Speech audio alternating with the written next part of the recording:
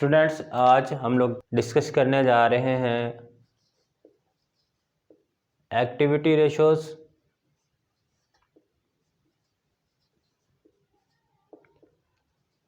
या फिर इनको हम लोग टर्नओवर रेशो का भी नाम देते हैं।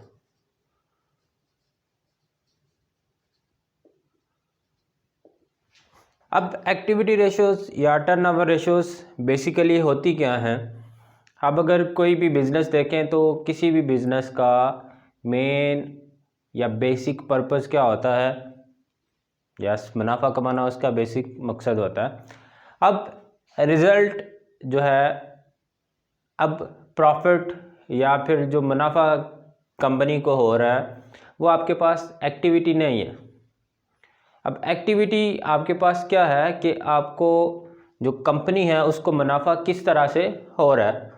तो जाहिर सी बात है, कंपनी को जो मुनाफा हो रहा है वो सेल कर रही है, चीज़ें प्रोड्यूस कर रही है, प्रोडक्शन हो रही है, मैन्युफैक्चरिंग हो रही है, तो उसकी बेस पे सेल हुई, सेल की बेस पे आपको बेनिफिट मिला, डैट इज़ अ रिज़ल्ट। तो सेल यहाँ पे आपके पास क्या है, एक एक्टिविटी है। तो यहाँ पे एक्टिविटी रेशो जो है उसके अंदर अगर हम लोग फार्मूला इसका बनाने की कोशिश करें तो फार्मूले में क्या होगा, सेल जो है वो आपकी यहाँ पे इस फार्मूले के अंदर जो हम लोग फर्दर डिस्कस करने जा रहे हैं उसके अंदर सेल का एलिमेंट मस्ट इंक्लूड होगा। क्यों इंक्लूड होगा? हम लोग बात कर रहे हैं एक्टिविटी रेशो की, तो एक्टिविटी रेशो हम लोग बात कर रहे हैं क्या है, सेल एक एक्टिविटी है, उसकी बेस पे जो आपको बेनिफिट मिल रहा है डैट इज़ प्रॉफिट, वो आपके पास एक फाइनल रिजल्ट है। तो इसके लिए फिर हम लोग अगर देखें तो फर्स्ट एक्टिविटी रेशो के अंदर जो हमारे पास फार्मूला है that is fixed asset turnover ratio. उसके बाद हम लोग बात करेंगे current asset turnover ratio,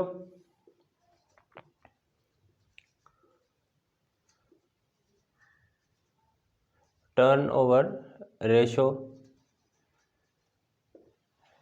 first इनको हम लोग डिस्कस करते हैं, उसके बाद नेक्स्ट हम लोग मूव करेंगे। तो फिक्स्ड एसेट की अगर बात करें तो फिक्स्ड एसेट टर्नओवर रेशो। अब टर्नओवर की अगर बात करें तो टर्नओवर हम लोग इससे क्या मुराद ले रहे हैं, सेल्स। अब डिफरेंट जगहों पे टर्नओवर का मतलब डिफरेंट होता है, लेकिन यहाँ पे हम लोग टर्नओवर का मतलब क्या रख रहे होते हैं, क्या जान रहे होते हैं, डैट इज़ योर सेल्स।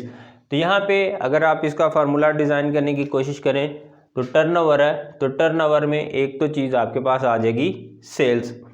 दूसरा आपने एलिमेंट देखना है तो दूसरा एलिमेंट आपके पास फिक्स एसेट है। अब यहाँ पे कोई और तो एलिमेंट हम लोग रख नहीं सकते, क्योंकि हम लोग क्या फाइंड आउट करने जा रहे हैं, फिक्स्ड एसेट टर्नओवर रेशियो। तो अब यहाँ पे अगर बात करें तो ये आपके पास आ गई सेल्स, इसको डिवाइड कर देंगे किस पे, फिक्स्ड एसेट पे। अब फिक्स्ड एसेट अगर हम लोग बात करें तो फिक्स्ड एसेट्स कौन से, लैंड है आपके पास, बिल्डिंग है, मशीनरी है, मोटर व्हीकल है, सो ऑन, ये आपके पास क्या है, फिक्स्ड एसेट्स। तो अब हम लोग जब बैलेंस शीट बना रहे होते हैं तो बैलेंस शीट में हम लोग फिक्स एसेट को किस तरह से शो कर रहे होते हैं, एग्जैक्टली हम लोग फिक्स एसेट्स को डेप्रिसिएशन लेस करने के बाद शो कर रहे होते हैं। तो यहाँ पे फिर जो हमारे पास फिक्स्ड एसेट्स आएंगे वो कौन से फिक्स एसेट्स हम लोग लेंगे, नेट फिक्स्ड एसेट्स। तो अब सेल्स की अगर बात करें तो सेल्स भी आपके पास यहाँ पे नेट ही होंगी। नेट सेल्स मींस आपकी जो सेल्स रिटर्न हो रहा है, अगर वो सेल्स रिटर्न हो गया तो उसको हम लोग सेल तो कंसीडर नहीं करते, तो सेल्स भी आपके पास यहाँ पे क्या होंगी, net sales divided by net fix assets. तो ये आपके पास आ जाएगी फिक्स्ड एसेट टर्नओवर रेशो। अब फिक्स एसेट टर्नओवर रेशो, क्या आप फिक्स एसेट्स को यूज़ करते हुए, इन रिसोर्सेज को यूज़ करते हुए कितना अर्निंग जनरेट कर रहे हैं, कितने सेल जनरेट कर रहे हैं, या कितना बेनिफिट बिजनेस अर्न कर रहा है, वो चीज़ आ गई। उसके बाद करंट एसेट टर्नओवर रेशियो है, तो करंट एसेट अगेन आपके पास यहाँ पे सेल्स डिवाइडेड बाय, अब यहाँ पे आपके पास क्या आ जाएगा, करंट एसेट्स। अब यहाँ पे रेशो हम लोग किस चीज़ की देखने जा रहे हैं, करंट एसेट्स की, तो यहाँ पे आपके पास क्या आ जाएंगे, करंट एसेट्स ही होंगे।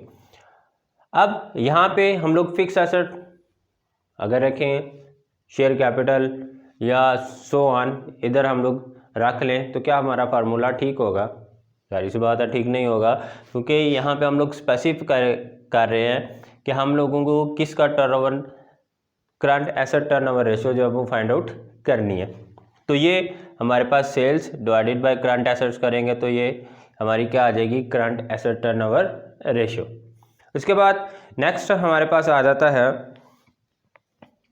Working capital turnover ratio. Working capital turnover ratio. अब यहाँ पे अगर हम लोग देखें तो एक चीज़ हमारे पास आ गई वर्किंग कैपिटल, तो अगेन यहाँ पे आपके पास क्या आ जाएगा, एक तो चीज़ आपकी आ गई सेल्स और उसके बाद आपके पास यहाँ पे क्या आ गया, वर्किंग कैपिटल। वर्किंग कैपिटल भी आपके पास कौन सा होगा, नेट वर्किंग कैपिटल। अब यहाँ पे सेल्स जो हमारे पास आ गई, अब वर्किंग कैपिटल क्या होता है इसके बारे में हम लोग देखते हैं। अब जब हम लोग बात करते हैं बैलेंस शीट की, तो बैलेंस शीट में हमारे पास कौन कौन सी आइटम्स होती हैं, एक आपके पास कैपिटल, उसके बाद आपकी लायबिलिटीज़ और उसके बाद आपकी तीसरी चीज़ कौन सी होती है, एसेट्स। अब कैपिटल अगर आप देखें तो जितने भी आपके पास एसेट्स हैं उनमें से आप अपनी लायबिलिटीज़ को कंपनी माइनस कर दे तो उसके पास क्या आ जाता है, कैपिटल। अब ये तो हम लोग बात कर रहे हैं ओवरऑल। अब अगर हमें वर्किंग कैपिटल फाइंड आउट करना है तो वर्किंग कैपिटल के लिए हमारे पास कौन सी चीज़ होनी चाहिए। अब एसेट्स आपको पता है नॉन करंट एसेट्स, और दूसरी किस्म के कौन से एसेट्स होते हैं, करंट एसेट्स। इसी तरह से लायबिलिटीज़ भी आपके पास नॉन करंट लायबिलिटीज़ और करंट लायबिलिटीज़, दो तरह की लायबिलिटीज़ आपके पास आ गई। अब एसेट्स, फिक्स एसेट्स की बात करें तो फिक्स एसेट्स में आपके पास मशीनरी, वो बड़ी बड़ी चीज़ें जो हैं वो। अब जो कैपिटल है, ओनर को या मैनेजमेंट को कितना कैपिटल लगाना पड़ता है, 100%। क्या बिजनेस सारे का सारा अपना कैपिटल 100% जो कैपिटल है वो फिक्स एसेट्स के ऊपर ही लगा देगा, मतलब लायबिलिटीज़ जहाँ से इकट्ठी की हैं, लोन लिया है, सोर्सेज के ज़रिए से सोर्सेज बना रहे हैं, रिसोर्सेज, तो वो क्या बिजनेस जस्ट फिक्स्ड रिसोर्सेज ही बनाएगा, जाहिर सी बात है नहीं। तो उसके लिए फिर जो बिज़नेस है, बिज़नेस को अपनी करंट नीड्स को भी फुलफ़िल करना है। अब करंट नीड्स को फुलफ़िल करने के लिए अब ये तो कंपनी कर ही नहीं सकती कि 20 साल के लिए लोन लिया, कंपनी उसकी बेस पे अपनी सैलरीज वो लोगों को देना शुरू कर देती है, उसका जो लोन है लॉन्ग टर्म लोन, उसका पर्पज़ ही ख़त्म हो गया। अब अगर कंपनी लॉन्ग टर्म लोन ले लिया तो उसके बेस पे क्या करेगी, कोई फिक्स एसेट बाय करेगी, परचेज़ करेगी। तो अब जो करंट एसेट्स हैं आपके पास, डेटर्स हो गया, स्टॉक हो गया, इस तरह की जो चीज़ें हैं उनको ओवरकम करने के लिए कंपनी क्या करेगी, short term liabilities, short term loans buy करेगी। तो वहाँ पे उसको जब आपके पास करंट एसेट्स, उनको मीट अप करने के लिए कंपनी कौन सी लायबिलिटीज़ लगाएगी, करंट लायबिलिटीज़। तो अब इनका जो डिफरेंस है उसको क्या नाम दे दिया जाता है, वर्किंग कैपिटल। ओवरऑल कैपिटल हम लोग ने उसको देखा, एसेट्स माइनस लायबिलिटीज़। अब बैलेंस शीट के अंदर आपके पास जस्ट फिक्स एसेट्स ही शो नहीं हो रहे होते, बल्कि करंट एसेट्स भी शो हो रहे होते हैं, करंट लायबिलिटीज़ भी शो हो रही होती हैं। तो जो छोटी चीज़ है उसको हम लोग क्या नाम दे रहे हैं, वर्किंग कैपिटल। जो बड़ी चीज़ है उसको हम लोग क्या नाम दे रहे हैं, ओवरऑल कैपिटल। तो अब यहाँ पे आपका जो वर्किंग कैपिटल है उसको फाइंड आउट करने के लिए सिंपल आप क्या इस्तेमाल करोगे, current assets minus current liabilities करेंगे तो ये आपके पास क्या आ जाएगा, वर्किंग कैपिटल। सपोज आपके पास current assets 1 lakh, current liabilities आपके पास हैं 50,000 की, तो वर्किंग कैपिटल आपके पास कितना बन जाएगा 50,000। उधर आपको नेट सेल्स चाहिए, नेट सेल्स कैसे आएंगी, अगर आपकी कोई सेल्स रिटर्न है तो वो आप लेस करोगे, वो आपके पास क्या चीज़ आ जाएगी, नेट सेल्स। तो ये आपके पास 3 एक्टिविटी रेशियोज थी। फर्दर हम लोग आगे मूव करते हैं। 4th नंबर पे हमारे पास है स्टॉक और इन्वेंट्री टर्नओवर रेशियो।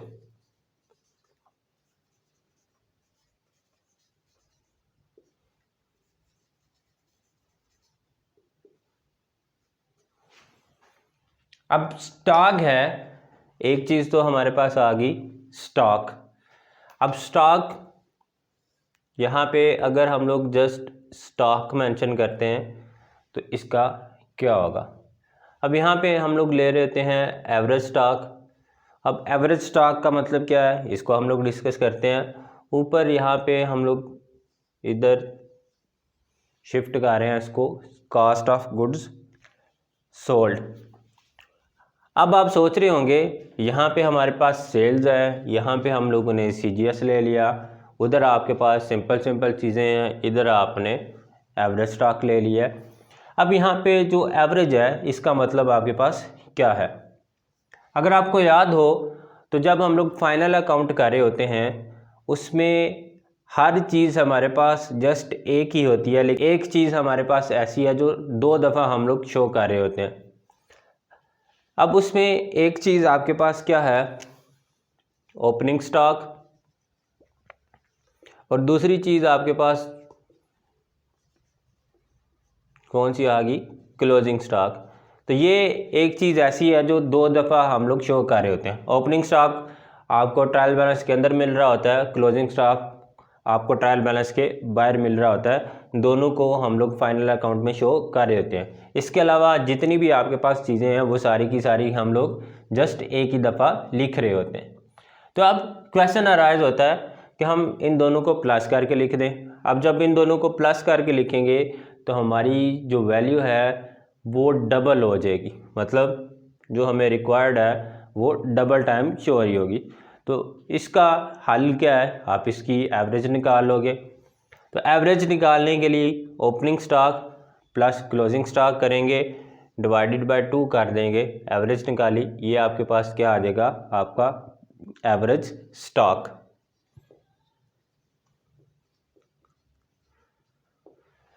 अब यहाँ पे ये तो बात हमें समझ आ गई एवरेज स्टॉक हम लोग क्यों रख रहे हैं।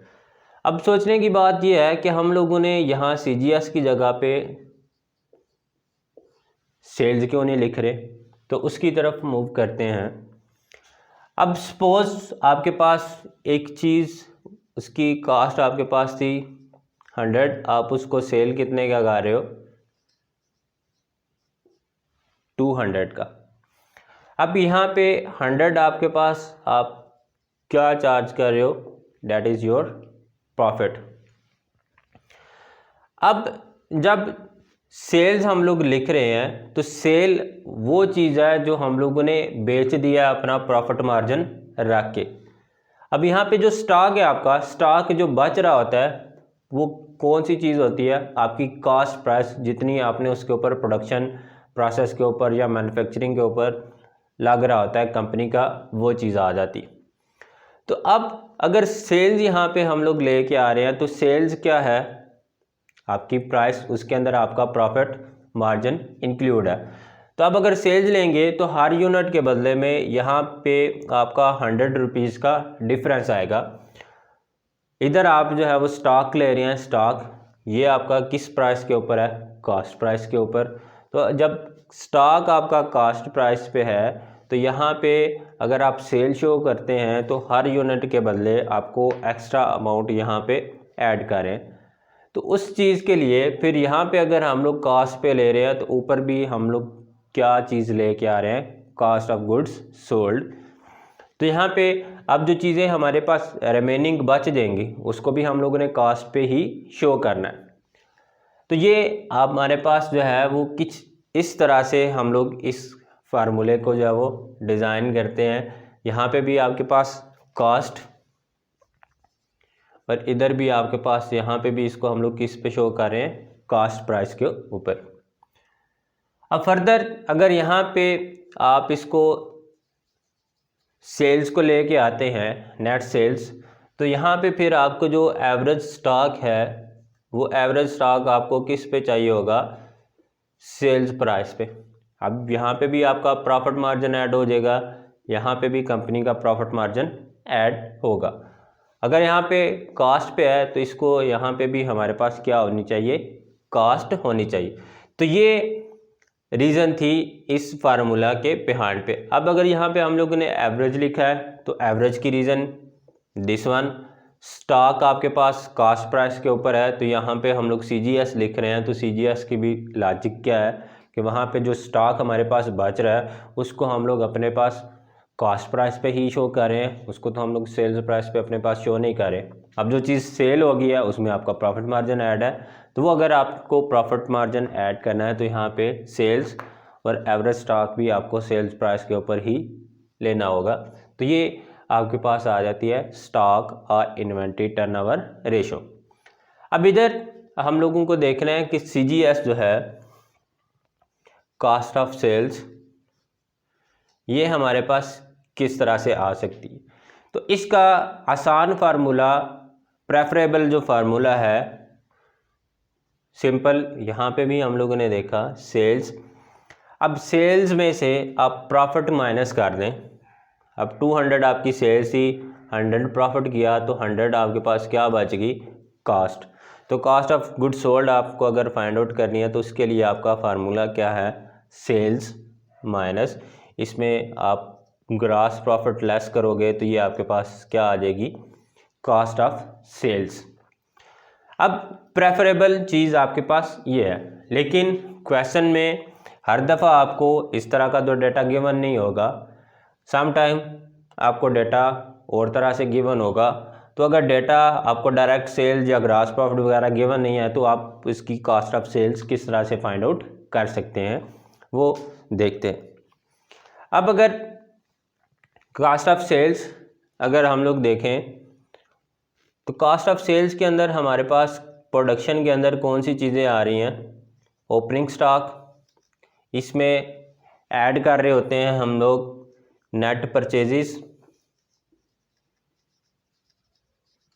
अब नेट परचेज मींस आपकी परचेज लेस परचेज रिटर्न अगर कोई भी है तो वो हम लोग यहाँ पे नेट परचेज ले रहे हैं। प्लस इसमें हमारे पास जितने भी डायरेक्ट एक्सपेंसेस होंगे वो यहाँ पे आपके पास आ जाएंगे। अब ये जो चीज़ है इसको हम लोग क्या नाम दे रहे हैं, कॉस्ट ऑफ प्रोडक्शन। किसी भी चीज़ को प्रोड्यूस करने की जो कॉस्ट है वो आपके पास क्या आ जाएगी, कॉस्ट ऑफ प्रोडक्शन। लेकिन हमें यहाँ पे क्या चाहिए, कॉस्ट ऑफ सेल्स। तो कॉस्ट ऑफ सेल्स को फाइंड आउट करने के लिए हमें क्या करना होगा, यहाँ पे ये तो हमारे पास आ गई कॉस्ट ऑफ प्रोडक्शन या मैन्युफैक्चरिंग कॉस्ट। अब कॉस्ट ऑफ सेल्स हमें किस तरह से फाइंड आउट करनी होगी। सपोज आपके पास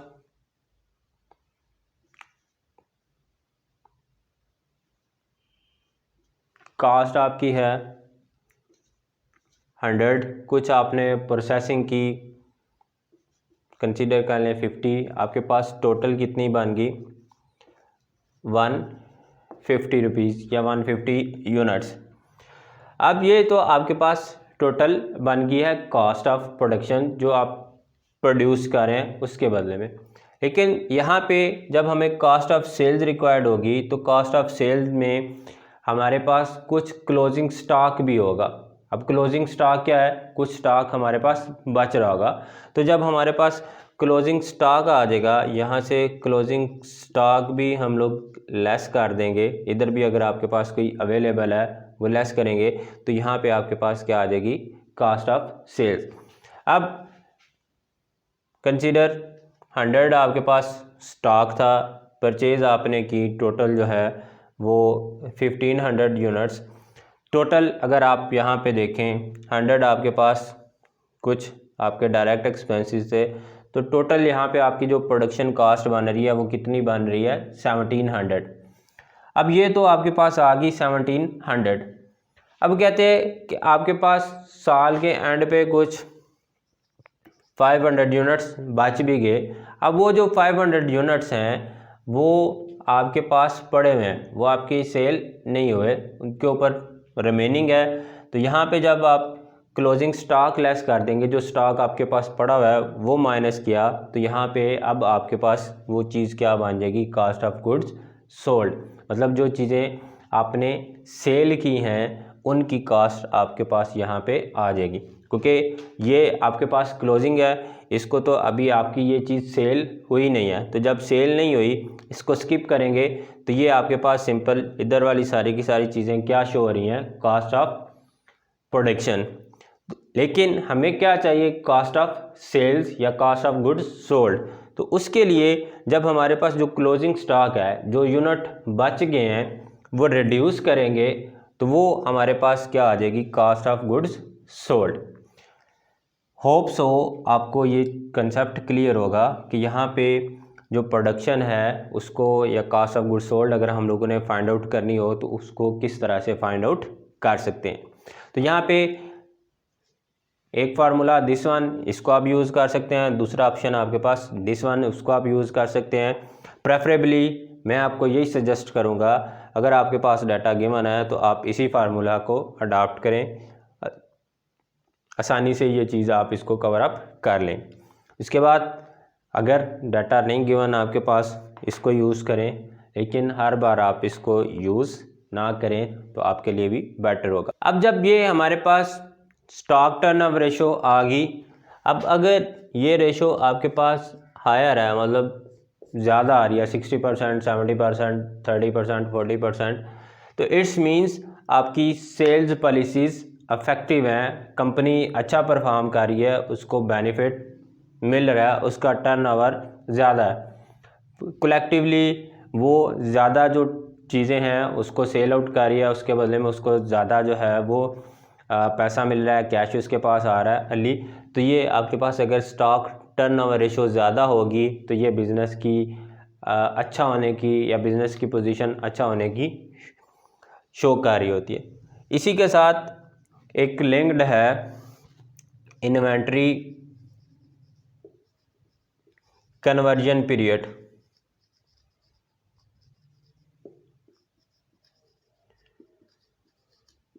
इन्वेंट्री कन्वर्जन पीरियड, इसका मतलब क्या है कि बिज़नेस की इन्वेंट्री जो है, वो स्टॉक जो है वो कितना अर्ली कन्वर्ट हो रहा है, कितना जल्दी जो उसका स्टॉक उसके पास पड़ा हुआ है वो सेल्स होके उसके पास कैश की फॉर्म में कन्वर्ट हो रहा है। तो इसको अगर आपने फाइंड आउट करना है, इसको फाइंड आउट करने के लिए आपको क्या चाहिए होगा, number of days in a year, इसको डिवाइड कर देंगे आपके पास जो स्टॉक टर्नओवर रेशो है उसके ऊपर, तो ये आपके पास डेज़ में आ जाएगा कि कितने डेज़ कंपनी को लग रहे हैं अपने स्टॉक को, अपनी इन्वेंट्री को कन्वर्ट करने के लिए। तो ये स्टॉक के साथ लिंक्ड कंसेप्ट था। तो इसको जब कंपनी की पोजीशन देखनी है स्टॉक के हवाले से, तो उसका स्टॉक कितने डेज़ में कन्वर्ट हो रहा है ये चीज़ हमें उस हवाले से बता देगी। उसके बाद हमारे पास हैं डेटर टर्नओवर रेशो और इसी के साथ मिलता जुलता क्रेडिटर टर्नओवर रेशो।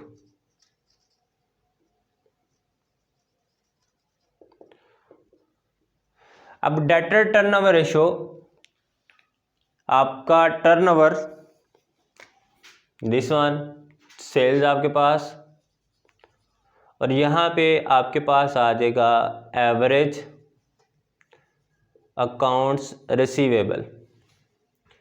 अब यहाँ पे आपके पास सेल्स कौन सी होंगी, कैश सेल्स अगर यहाँ पे हम लोग मेंशन करते हैं तो इसका मतलब क्या है कि कैश सेल्स में तो आपने सेल्स की ऑन द स्पॉट आपको कैश मिल गया, डेटर तो आपके बन ही नहीं रहे। तो जब आपके पास डेटर रिक्वायर्ड है। डेटर आपके पास कब बन रहे होते हैं, जब आपकी सेल्स कैसे हो रही होती हैं, क्रेडिट बेसिस पे। अब क्रेडिट सेल्स भी आपके पास कौन सी होनी चाहिए, नेट। मीन्स अगर आपके पास आपको net credit sales find out करनी है, आपकी टोटल सेल्स गिवन है, टोटल सेल्स उसमें से आप लेस करो अपनी कैश सेल्स, लेस कर देंगे। अगर आपके पास कोई सेल्स रिटर्न है तो ये आपके पास क्या आ जाएगा, नेट क्रेडिट सेल्स। मींस अब अगर आपकी रिटर्न आ रही है तो वो आपकी तो सेल्स इंक्लूड ही नहीं हो रही, वो काउंट ही नहीं हो रही, तो वो हम लोग यहाँ पे इसको क्या कर देते हैं, लेस कर देते हैं कंपनी इसको। अब नेट क्रेडिट सेल्स मतलब जब क्रेडिट सेल्स बन रही हैं तो तभी आपके डेटर बन रहे हैं। अब आप सोच रहे हैं यहाँ पे हम लोगों ने डेटर क्यों नहीं लिखा, तो डेटर हम लोग स्पेसिफाई करेंगे तो जस्ट हमारे पास क्रेडिट बेसिस पे डेटर ही होंगे। यहाँ पे हमारे पास जो बिल्स हैं उसको हम लोग इग्नोर कर रहे हैं, उसको हम लोग स्किप कर रहे हैं। तो यहाँ पे जो दो चीज़ें आपके पास आ जाएंगी एवरेज अकाउंट रिसीवेबल के अंदर, एक तो आपके पास आ जाएंगे आपके डेटर्स, दूसरी तरफ आपके जो बिल्स हैं वो यहाँ पे इंक्लूड होंगे। अब अगर लेट्स से जो बिज़नेस ने सेल्स की क्रेडिट्स, वो यहाँ पे बिजनेस उसको अपने पास किस तरह से रिकॉर्ड कर रहा है, debtor account debit to sales account credit. ये आपके पास 1 लाख, ये आ गई डेटर्स। अब इसी चीज़ को अगर बैलेंस शीट में शो करें, एसेट्स में आपके पास यहाँ पे डेटर्स कितने आ गए, 1 लाख। अब ये तो आपके पास आ गए डेटर्स। अब कंपनी चक्कर लगा रही है, कुछ लोग ऐसे हैं जो कंपनी को पैसे ही नहीं दे रहे, कंपनी चक्कर लगाने से बचने के लिए क्या करती है, बिल ड्रा कर लेती है, उनसे बिल एक्सेप्ट कर लेती है। बिल रिसीवेबल डेबिट किया टू डेटर अकाउंट, यहाँ पे क्या आ गया, क्रेडिटर पे आ गया। से 30,000 बिल ड्रा किया कंपनी ने, वो कंपनी के पास आ गया। अब कंपनी इसको अपने पास किस तरह से शो कर रही है, डेटर्स अब रिड्यूस हो गए, कितने आ गए, 70,000। बिल रिसीवेबल कलेक्ट करने वाले कितने हैं, 30,000। तो अगेन टोटल आपके पास कितना है, रिसीवेबल 1 लाख ही है, लेकिन वो किस फॉर्म में चेंज हो गया, डेटर्स और बिल रिसीवेबल की फॉर्म में। तो यहाँ पे जो अकाउंट रिसीवेबल लिखने का पर्पज़ है वो दिस वन। अगर आप जस्ट डेटर्स लिखते हैं तो आपके पास डेटर्स, आप बिल्स को इग्नोर कर रहे हैं। तो इन दोनों चीज़ों को यहाँ पे इंक्लूड करने के लिए हम लोग यहाँ पे मेंशन कर रहे हैं अकाउंट्स रिसीवेबल। अब एवरेज आपके पास किस तरह से आएगी, डेटर्स आपके पास ओपनिंग डेटर्स प्लस आपके पास क्या होंगे, क्लोजिंग डेटर्स गिवन होंगे। इसी तरह से आपके पास बिल्स हैं तो बिल भी आपके पास opening bills plus closing bills, जो रिसीव करने हैं वो एवरेज निकालनी है। 2 पे डिवाइड किया दिस वन, 2 पे डिवाइड किया दिस वन, ये आपकी एवरेज निकल आएगी। अब कलेक्टिवली अगर आपको इनको मेंशन करना चाहें एलसीएम रूल के according, opening debtors plus closing debtors plus opening bills plus closing bill divided by 2। यहाँ पे आपके पास एक ही दफ़ा उसको आप कलेक्टिवली इकट्ठा भी सबको सॉल्व कर सकते हैं। तो ये आपके पास क्या आ जाएगी, डेटर टर्नओवर रेशो। तो अब अगर दिस वन रेशो आपके पास ज़्यादा है, डेटर टर्नओवर रेशो ज़्यादा आ रही है, तो इसका मतलब है जो बिज़नेस कंपनी उसका कलेक्शन पीरियड जो है वो स्पीडी है, ज़्यादा फास्टली क्विक रिकवरी कर रही है। तो अब इसका जो डेटर कलेक्शन पीरियड है वो अगर हम लोगों को फाइंड आउट करना हो, वो देखना हो, डेटर कलेक्शन पीरियड, तो यहाँ पे डेटर कलेक्शन पीरियड है या रिसीवेबल कलेक्शन पीरियड भी इसको बोलते हैं। अब ये क्या बता रहा है, डेटर से कंपनी कितना जल्दी जो पैसा है वो रिकवर कर रही है। इसको फाइंड आउट करने के लिए number of days in a year divided by debtor turnover ratio, ये कर देंगे तो ये आपके पास डेज में आ जाएगा कंपनी कितना जल्दी या कितने दिन के बाद डेटर से पैसा कलेक्ट कर रही है। उसके बाद इसी से मिलता जुलता क्रेडिट टर्नओवर रेशो, तो इसमें क्रेडिटर हैं, क्रेडिटर आप लोग बेहतर जानते हैं, आप लोग जानते हैं यहाँ पे आपके पास net credit purchases divided by यहाँ पे आपके पास क्या आ जाएंगे एवरेज अकाउंट्स पेएबल। तो अकाउंट्स पेएबल अगेन यहाँ पे आपके पास आपके क्रेडिटर्स और साथ में बिल्स पेएबल। अब इसकी भी आपने एवरेज निकालनी है, तो एवरेज निकालने के लिए आपके पास opening creditors plus closing creditors, ये आपके पास एवरेज निकल आई क्रेडिटर्स की, प्लस कर देंगे opening bill plus closing bill divided by 2, ये एवरेज निकल आई, प्लस करेंगे आपके पास average accounts payable. Net credit purchases आपके पास किस तरह से आएंगी, टोटल परचेजेज यहाँ पे minus cash purchases minus purchase return कर देंगे, तो यहाँ पे आपके पास क्या आ जाएगी नेट क्रेडिट परचेज। क्योंकि क्रेडिटर्स जब आपके बन रहे हैं, क्रेडिटर कभी बनेंगे आपके जब आप क्रेडिट परचेजेस पे कंपनी जो है वो परचेज कर रही होती है, बाइंग कर रही होती है। तो इसी के साथ अगर कंपनी की जो क्रेडिटर कलेक्शन पीरियड है या आप कह लें पेएबल कलेक्शन पीरियड है, तो ये कंपनी इसको किस तरह से फाइंड आउट कर लेगी, number of days divided by आपके पास क्रेडिटर टर्नओवर रेशो आ जाएगी। तो इस तरह से डेज़ की फॉर्म में आ जाएगा कंपनी के पास। अब इसका मतलब क्या है कि अगर ये तो कम है, it's means company less credit period enjoy कर रही है। अगर ये डेज ज़्यादा हैं तो इट्स मीन्स कंपनी जो है ज़्यादा क्रेडिट पीरियड इंजॉय कर रही है।